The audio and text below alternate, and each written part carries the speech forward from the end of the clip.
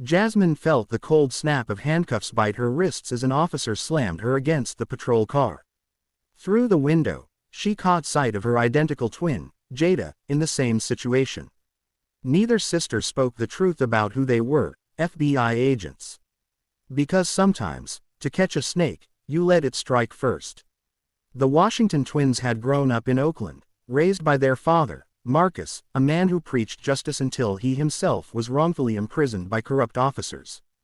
That night, as teenagers, Jasmine and Jada swore to fight the system from the inside.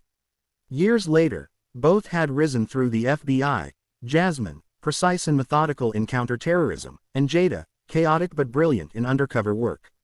Their mission brought them to Riverdale, Pennsylvania, a small city plagued with police corruption, minority residents arrested at disproportionate rates, deaths in custody swept away, and complaints that mysteriously vanished.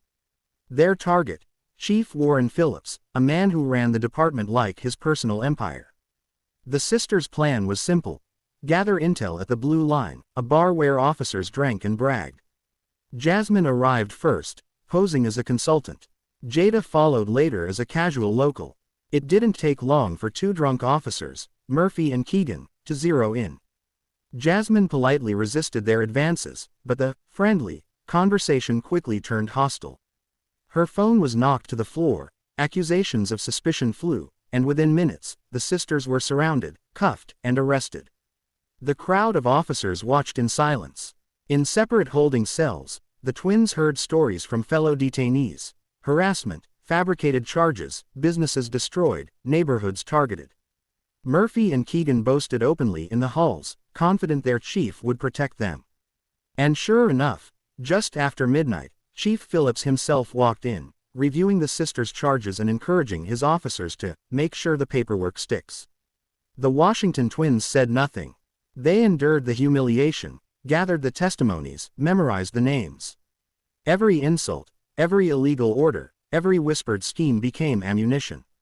What their captors didn't know was that the FBI was listening through hidden devices. By morning, the trap was sprung. What began as an arrest meant to intimidate two black women became the spark that lit one of the biggest police corruption busts in Riverdale's history. And for Jasmine and Jada, it wasn't just a mission. It was justice for their father.